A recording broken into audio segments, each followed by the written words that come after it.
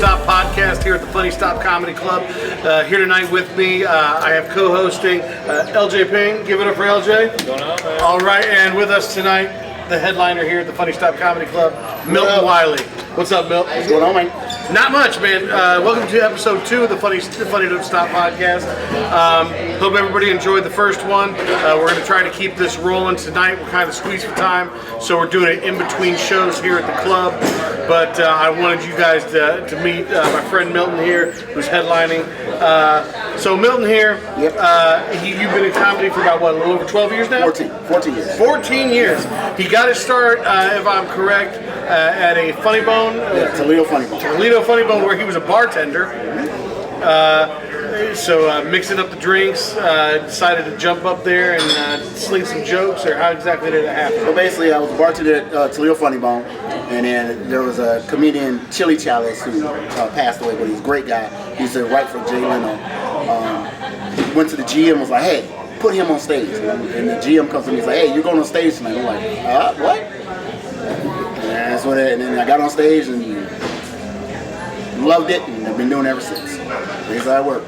So, I mean, from going to that, now how long did it take you to get from that first time on stage at the Toledo Funny Bone, coming out from behind the bar and getting up there, to headlining? 4 years. 4 years? Yep. In 4 years, I headlined my first show. And where'd you headline your first show at? Comedy Connections. It's in Toledo. No longer there. Comedy Connections. Oh, okay. Now, I also heard that you used to be a chef, or you are a chef. I mean, I don't say used to, because you're a chef, you're a chef. I'm not a chef. I've been bartending for over 20-some years, but I'm also an amateur cook because I've done Master Chef. I've auditioned for Master Chef 5 times. Did you make it? No, didn't make it. Okay, cool. Now, how far did you make it? I made it to the part where right before they put you on TV. So they was like, you don't have the personality for TV. Now, what does that mean? You don't got the personality? So basically, I wasn't flamboyant enough. My cooking was great. I passed all the cooking. Everybody loved my cooking, but it was like, you don't have that flamboyantness. Like, I wasn't milking goats and stuff like that. Did you not have a sad story? No, I didn't have a sad story. You didn't have I didn't have a. Oh, my grandma passed, and I'm doing this for my grandma. You didn't have You'd be like, I got the pee-pee cancer. Right. Yeah. I didn't none of those. You didn't have like a chef. And I didn't have the money either. You didn't have like a chef. You didn't have a chef catchphrase. No, I didn't have a catchphrase. Like, I just made food. Well, I auditioned for both The Voice and American Idol. Okay. And I didn't make it past the first round of judging, because you know it has multiple levels before you ever make it on TV. Now, I got a little farther in The Voice, but it's crazy how people don't realize how much you actually have to go through on this type of stuff to actually get on TV. It's just not like you show up and they're like, well, we like you. We're going to put you up there. You go there, you stand in a long ass line. First you had to drive to Chicago. then they tell you to hold these signs up. So we're Gordon Ramsay and stuff, and I'm like, why am I holding the sign up? I just want to cook. Just want to cook. So then they put you in a long ass line. You're there all day. Then you finally cook. Then they test your food. And then they're like, all right, yeah, your food's good. Go to the next level. Then you gotta make some more food. Then you go to the next level. Then they start having you all these questions. And they're like, all right, you're good. You passed. Now come back the next day. Now, when you went to audition, what did you cook for the first audition? First I cooked. I made shrimp and lobster stuffed raviolis. Now, do they have all these ingredients just come waiting there? You You had to bring your own stuff? No, you have to bring. With the first audition, you have to bring the food there, and already prepared. And you got to wait, and it has to stay. There's no ovens, there's nothing. So you have to make something that's going to stay warm enough, so they can eat it right then. And then later on, you get to the point where you have to cook it. Now, with that being said, since you had to bring something that would be warm enough, palatable enough to please them, I can only imagine some of the crazy shit people are bringing. Oh my God! Like, this one girl brought avocado ice cream. Avocado ice cream. And then she was like, well, it melted, so I don't know if y'all know. It's ice cream. Of course, we've been standing in this line for 8 hours. I get almost like, when I went to audition, it's just singing, so you don't have to prepare anything. But I had to bring clothes and I had to bring stuff, and you had to find outlets to run shit because they had you sleep. I slept the night at Brown Stadium. to do my audition for American Idol. It was crazy, and like literally sleeping on the concrete out in the where all the concession stands are. That's where we spent the night that night because the auditions were the next day. Oh, wow. And like you said, we were lined up around the stadium. You get in line, you get your number, you better not move out that spot. Oh yeah, I actually have a picture of my you can see my backside on the cover of the Akron Beacon Journal. Okay. I'm like, hey, there's me in my Shaquille O'Neal jersey. But yeah, it's great. But I can only imagine, like, how'd you keep your food? I mean, just did you have any kind of like I just had it in a mechanism? regular. No, I just had it in a regular container, but I test run a bunch of them beforehand. See what would keep the longest? Right, keep it. That's smart. Now, your second audition, now, you say you auditioned 5 times. Were these 5 separate auditions? Separate auditions. 5 separate times I went. I went to Chicago twice. It was once here in Cleveland. I went to Detroit once, and then back here to Cleveland. Did you always do the same? No. I did the shrimp and lobster raviolis. I did some lettuce wraps one time. I did other different pasta dishes because when you go there, they want everything fresh. So you can't use box pasta. They'll cuss you out if you're using box pasta. Oh yeah.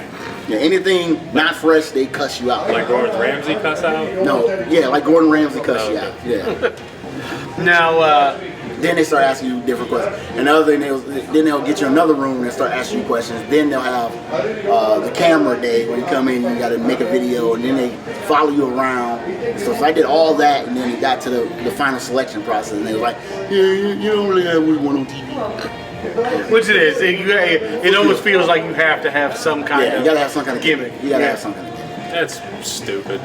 Just shouldn't the cooking be the thing? No. Have you ever seen America's Got Talent? Yeah. Yeah, I mean, now I just watched a video where they had the woman who sang the music for The Greatest Showman. She wasn't the actress herself, but she was the one who sang the song. I can't remember which one it was, but it's like you already know she's gonna crush it. Right. You know, it's like they didn't have to go find this talent. This ain't somebody walking off the street. Right. Because now more and more you're seeing these shows where it's like. You know, yeah, you was in the back room somewhere, and they just like, come here, chance up here. Start singing. So you're a bartender. Yes. Well, I was bartending. Yeah, for a long time. I still bartend here and there and still get people But you used drunk to at the teach house. bartend Yes. or teach taught bartending. The Cleveland mixology? bartending. Yes. The Cleveland bartending school. So Yep. all your students are out there still being bartenders? Oh yeah. Okay. I taught over 8,000 students. 8,000 students? Yep. And they didn't pay you back for nothing? Huh? Nothing? Oh no, I go to the bar and get free drinks all the time. Oh, okay. There you goes your I pay. walk in, they're like, hey, Bill, what's up? Here you go. I'm like, thank you, appreciate that. Any crazy bartending stories? Oh, there's too many, and we ain't gonna put that on your podcast. we don't want your shit shut down and canceled already. Remember, I'm old. Which, by the way, Milton just hit the 5-0 last year. We all had an amazing bar crawl for your birth crawl. Yes, it was hilarious. I themed it after Cannonball Run. Bill did all the flyer work for it and everything, so it was hilarious. It was fun. Yeah, that was a good time. The best was trying to convince the people over at Barrio. Yeah, give us a glass of everybody. this shit. So it's hilarious. You go in there and I said you got to get a glass from Barrio, and they're like, we don't give away glasses. They're like, okay. So everybody stole a glass. I actually got him to give me the glass. Finally, the manager was like, everybody else stealing it. If you turn around and just walk away, I ain't gonna say nothing. And I'm like, so your whole crew just basically my whole crew killed the whole soul in that whole thing. And the manager's like, all right, just hilarious. Just take it. I'm thinking the glass from Barrio is gonna be like some cool like skull thing or like it's a mason jar. It's a mason jar. No, those are sacred mason jars. You cannot take these. No. I'm like, they even had like the grape stuff. I could have like went over to like Right. Walmart. You could have went to Mark's and bought a damn mason jar. They were trying to lock them. I did find a great little Irish bar over there that was doing dollar shots of whiskey and stuff like that. Yeah, we popped in there and we crushed it for a little while. And Bill was dancing on the bar. Oh yeah, I got up and danced on the bar. I think I tried to do the worm at one point. I don't know if I danced on the bar, drinking an Irish car bomb. Yeah. Oh my God! Ooh. Yeah. What? Irish car bomb? Oh yeah. I had so many stuff on that damn scavenger hunt. I think that make you throw up, right? If you don't do it right. Huh? If you don't do it right, wouldn't that make you throw up? No. Or am I thinking of something else? No, the Irish car bomb curdles. So it looks like chocolate milk. If you don't drink it fast enough, it really looks horrible. It's like a better tasting cement mix. Yeah. And you guys wanted to do that? It was part of the Part of the I'm so part of the happy I hunt. stayed home. That was so. Yeah, I never got to ask why the hell you weren't around. He's scared of my friends. He's scared of your friends. They He's got nothing scared to of do my with your friends. I just don't want to go. Now, with that being said, so these two right here, they're thick as thieves. You see them everywhere performing. My road dog. This is his road dog. So how did you guys meet and start? Oh, you tell this story. You want me to tell the Oh, story? you tell this story. Should I say the names? Yeah, the go names ahead. out of Say it. the names. Say the He names. ain't gonna listen to this shit. What's his? Thanks. Oh, you don't want him to listen to this shit. He's What's his a lot of Jeff Davis. Jeff Davis. Okay, so where I met Mill, first we met at a place called Plays when they were doing like a It was roast battle. it was a roast battle, right? And that was when we first met. But then we really met at Jeff Davis' fundraiser. Suicide It awareness. was a suicide awareness fundraiser, and it was at a school. And I did 3 shows.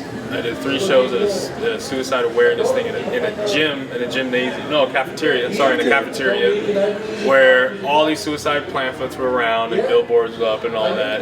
Nobody was paying attention to me. 3 times I went up there. And his kids, at the time, were running around, messing with me and all this. And I looked at Mill because he was sitting off to the side, and I told him, I was like, look, next time you have a show out of town, take me with you. Say please take me. I didn't say please. He didn't say like no. I said please take me with me. No, I said can you take Save me, save me. Didn't say that. I said can you take me? I said take me with you, and then we've just been rolling ever since. Yep. Going different places, Michigan, Michigan, Indiana, and other places. Yep. Indiana. 2 hours to do a 5-minute set of the redneck area. Hey, that's how you do it. That's I'd say, awesome. what's the? I guess what would be probably one of the roughest places you performed. You don't actually. Yeah, you don't have to mention it unless you want to mention it. I'm never doing Mansfield ever again. Yes, Mansfield was special. Mansfield. You walk in, they had a gorilla dressed up as Santa Claus one time, and then he was. I did a spot in Mansfield where there were Like I was afraid I was gonna end up in prison. there was 4 people, and that's including the bartender, and the other three were a couple, and like I don't know, I think they were swingers, and they had like their third party with them, but they were playing darts. There might be the same people that flashed us at that one bar. Yeah, that was the one. Was there like a dart set up right in front of the stage? Because like literally, our people are performing, and these couples they're just playing darts the whole time. No, They did not stop their dart game. No, we stopped people from doing that, but yeah. Yeah, I'm never doing Mansfield again. I did it 3 times. Yeah, it was. Wow. We was doing Mansfield, and this couple was sitting there, and she was like, "Have you ever done it in the cornfields?" I'm like, "Huh?" Right. And she started flashing us. We was like, "Oh, okay." Getting flashed and asking about being cornhole. Yeah, basically. Cornhole in the corner. Mansfield. That should be their new slogan. Mansfield. Cornhole and Now, flash. and if they ever invite me to do a show with the penitentiary up there, the old Mansfield Penitentiary. Yeah, I know. We'll dress up and everything. Hell yeah, I would. I won't go. Have you ever been in there? No. Oh, go during Halloween time. They have now one of the best haunted houses I've ever been to. It takes damn near over a half an hour to get through it because they take you all through the bowels of the penitentiary, like down through solitary and a bunch of other shit. Like when they first did it, this is back. People done got scared and peed their damn self halfway through that damn thing. It was back when me and my wife. They have an ambulance outside just waiting on motherfuckers. They make you sign a waiver to go through there. They have a professional production company. Sign this. Oh, okay. That's like the one in Vegas that they inject you. There's one in Vegas. They actually make you sign. They inject you with something. It's supposed to be sugar water, but I'm not letting you inject me with nothing. That's fucked me up. I got the diabetes. I mean, like, honey, I'm dizzy. Yeah, no, they do have that. You sign a waiver. You sign a waiver. They can touch you. They can beat do whatever. Yeah, them hardcore. Those are I pay people. money to have people touch me. That's a hardcore people who want to be. Of course, in Vegas, they have a restaurant where if you weigh over 300 pounds, you get to eat for free. Right. Yeah, 365 pounds. Yeah, something like that. Yeah. I've seen it. I never went in there. There was like a heart attack grill. Yeah, and then No, they spank you if you don't eat all your food. And, I'd be trying not to feel right, I'm not on eating food. purpose. I'm like, spank me. Yeah, they also Give me one of them hospital bananas. We also have a place called Fat Joe's Resort, and the waiters insult me. You mean Dick's? Dick's, yeah. Dick's like Oh, I love I Dick's. love it. They insult the hell. They insult the fuck out of you. Oh yeah, they'll put these paper condom hats on you. Yeah, if you're the first one, they're like virgin. Yeah. Yeah, I loved it when it was downtown in the flat, when the original was downtown in the flats. You've been around for a long. Oh, I miss Dick's. Yeah, that sounds weird. That sounds weird to say I miss Dick's. But I miss Dick's. You know what? I want you to loop that. You know, that'll be the intro for the podcast. I miss Dick's. That was a fun place. Put it on TikTok. I knew the manager down there, so as long as I paid for food, I drank for food. There you go. Shit, I drank up some shit. Pay for your shit, you miss Dick's. All right. Put that shit They on had good TikTok. food though. They had good. You know, the ribs were great, and the seafood was great. So, this is I'm trying to think. So this your second time headlining here at the Funny Yes, Stop? second time headlining here at the Funny Stop. Yeah. And when did you first come to the Funny Stop Comedy Club? When was your first time here? That was 2010. Yeah. I mean, yeah, 2010 was the first time I was ever here in the Funny Stop. How much has it changed since then? I mean, recently we've had. Recently, it changed in the last year, but Yeah, you got curtains. before then, yeah. You got painting. There's a wall. It's solid. That's how long it's been since then, yeah. Solid paint. Curtains. Now, for you, was that the first time you were up here as well? About 2000? What about you? I was here. When was I here? 2014. That was when I first came here. I flew from Vegas down here to do an open mic, and then I flew back after. I left Vegas to come to Akron, Ohio. They have comedy. Well, Cuyahoga Falls. Yeah, he had tried. He was scoping it out. So LJ, are you from Vegas or? Yeah, born and raised. Wow. Yeah. Some reason he moved here. Honestly, I where don't make exactly? good choices. Where exactly in Nevada? In Vegas? Or? In Vegas. Was this like mom was a showgirl, dad was like a, gangster? What was it? No, dad was a truck driver. My mom was Truck a waiter. driver? Truck driver. A guy who missed Dick's got her. Mom was a waiter. Dad was a truck driver. And so So he tipped her well. I don't know. He gave her just the tip. That's how he came in. Yes, that's how babies are made. Like what? I don't know. Just the tip. It's the tip, and then He was on a long haul that night. So you're pretty. Come here, let me give you the tip. Right. We were doing a long haul, and she was waiting for tables. I don't know. Whatever the story is, it's got nothing to do It with sounds like it should be like an old song, it got nothing to do with these two. like an old country song. Right. It's fine. They're not together anymore. It's okay. Like, don't talk about my See, parents. now I could be on TV. Don't talk about my. Yeah, you do. Yeah, I have a gimmick. So growing up in Vegas, I mean, what was it like growing up with all that around you? It's like any other place when you grow up. You just don't go that way. You know what I mean? It's like it's really. You're gonna stay on this side of the street, but you walk on that side of the street, you're on your own, buddy. It's when you like grow up in Vegas. Yeah, you walk down the strip. You hang out. You do whatever. You just do whatever like what teenage kids do. I don't know what teenage kids do in Ohio. Probably nothing. But Did you ever try to get into a casino, do a little gambling before you were old enough? No, because my mom worked at the restaurant in the casinos. My mom used to work in the lunch store. Oh, okay. So you couldn't do nothing because everyone knew you. Right? So you couldn't really Here do he nothing. comes. Here Yeah. he comes. You better walk your ass on. But there was one time that me and my friends went onto the strip and we collect all these cards, and on these cards there's these women you can call for.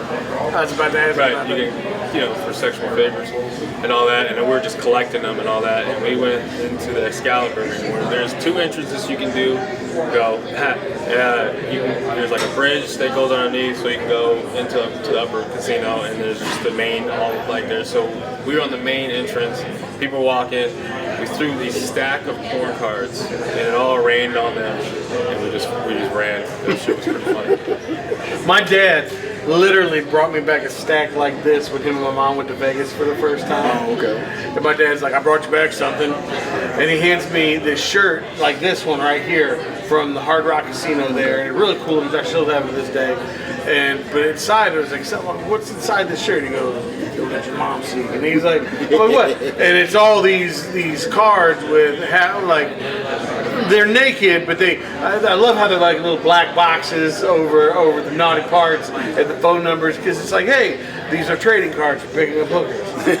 But then when I went to Vegas with my wife, I mean, they were still out there handing them out, but it's just like they're littered all over the sidewalk. But then somebody told me recently they don't do that anymore. Like they're not allowed to hand those things out anymore. Something has changed, since I went to Vegas 2015.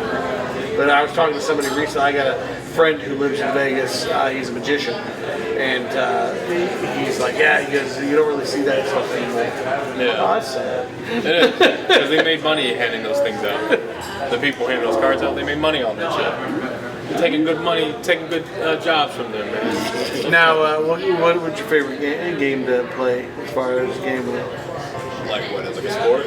No, like what do you slots? Craft, blackjack. I don't gamble. I don't gamble at all. He's a church boy. Not a church boy at all. Just don't gamble. It's because I've seen a lot of people gamble. It doesn't go well for them. No, and that's why I asked, because I mean I was an EMT and paramedic, so there's a lot of things I don't do because I've seen a lot of shit. And it's the same, in that kind of environment. You were raised around gambling, and I'm sure you saw more than enough people lose their shit because they lost their shit. Yeah. Yeah. I like playing a little blackjack. That's my favorite thing to play. I'm not I'll bring some spare change to have some fun on some slot machines. Slots are shit. Yeah. That's 90% of what's there is making casinos money. Hands down, that's all that's happening. Don't go there ever to expect that you're going to make any money. I always thought, if I'm going to go there, I'm going to take this much, and this is going to be fun money. Right. If I walk away with anything in my pocket, I'm done. Yeah. then it was a good, if I leave and I'm in the hole somehow, then it's fucked up. Right. Like you gamble. Oh yeah, I play poker. That's how I got that black eye. Yeah, don't let us think that we ain't gonna say something about this Shiner. Don't worry, I didn't beat his ass for telling him he had to be on this podcast. He's like, "I don't want to be on your shitty podcast," and I'm like, "Sucker." And no, his lady ain't beating him either. No. We already confirmed that he didn't fall down the stairs. No, just getting old and ain't been sleeping well. That's all. Tossing and turning. But you do poker. Tossed and turned into the bedpost. Fell off his head. Something. Wild sex. I believe that. Handcuffs broke. I believe that too. You do poker tournaments. Yeah, I play poker. I'm in Texas Hold'em. I love Texas Hold'em. I love all kind of cards. I love all kind of cards. I was supposed to play your last one, and I'm going to come to one. I'm not trying to duck you or anything. No, you just don't want to take your money. No, I just don't want to take everybody's money. I don't. I am Chad comes in to most of them, a lot of them, and then John Bruton comes. Oh, that's nice. A couple different comics come. You guys just shoot the shit and just talk. No, we just play. We gamble. Well, It's shit about comedy. when money is on the line with comics, we don't give a fuck about nothing else but the damn money. Now, when you play when you have your poker games, do you do like a set buy-in? Yes, set buy-in, and we have a rebuy, and then we play best hand on the side. We play bounties. And then is it overall winner? No, we use about 3 or 4 places, depending on how many players and how many people we bought. Yeah, we used to. My wife's me and my wife, our friend, used to have one at least twice a year. $20 buy-in. Sometimes there's a rebuy. Only problem is he would so many chips. You'd buy in with $20. Everybody buy in with $20.